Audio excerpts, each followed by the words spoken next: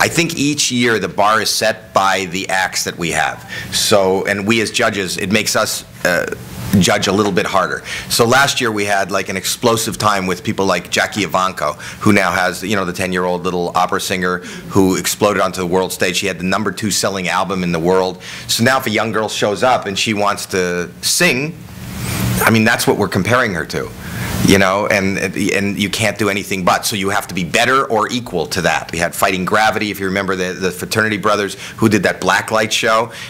They're not dancers, they're not singers, and that's the beauty of our show. You'll see things like that. They're going to end up with an act in Vegas, a headline act in Vegas, which they're putting together.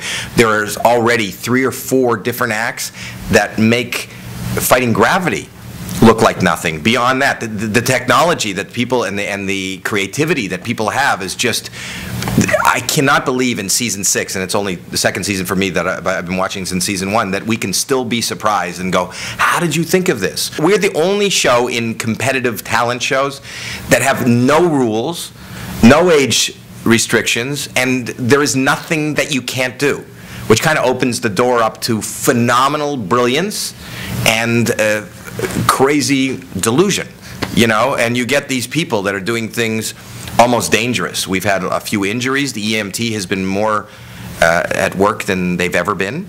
Yesterday there was blood on the stage, and we've had a couple of really nasty, bad spills. You know, I didn't think when I went into show business I would be this close to danger.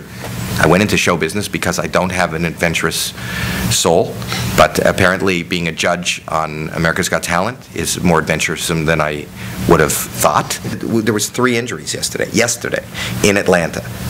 There's no way to edit that out of the show, because they were part of what was happening. So I mean, and what's Nick's been talking about is how many young people are showing up now. It's becoming a much younger show. It was this older family show like vaudeville. Now it's younger. I mean, everybody from hip-hop artists to skateboarders, X-Game people, you know, it's really gonna, I think that, you know, this year we're gonna take YouTube by storm like we never have before. And then there's the conflict, the ongoing conflict between me and Piers. He would say I was the most annoying man in America. And even on the show, he was always, I don't think that we saw eye to eye on things, but he was, you know, somewhat rude to me, and some, you know, and he was, we were butting heads a little bit, but I thought, okay, so he's doing this maybe for the show or maybe to make it more interesting, but he just kept doing it and kept doing it, and there was a lot of name calling and calling me, and then I said to myself this season, I said, you know what?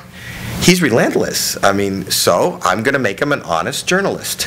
I am going to be the most annoying man, and I'm going to make, because I enjoy doing that, I'm going to make his life hell. And what I have done so far this season, in every waking moment when we're not in a session, I'm looking for some way to annoy Piers. And I have locked him in his dressing room. Before we got called, I had the PAs push Pepsi machines in front of the door. I canceled his limousine to the studio. I called him to transportation. I said, I feel like walking, and his car didn't show up. He told everybody that he went and interviewed Netanyahu in Israel and then flew back to do our show. Like, he's got this dichotomy of shows he's got to do, and he was really tired. He let it be known, so I stood in front of his room at every break with a bullhorn, telling people to keep it down because Piers is trying to sleep. I did that for 6 hours. He didn't sleep.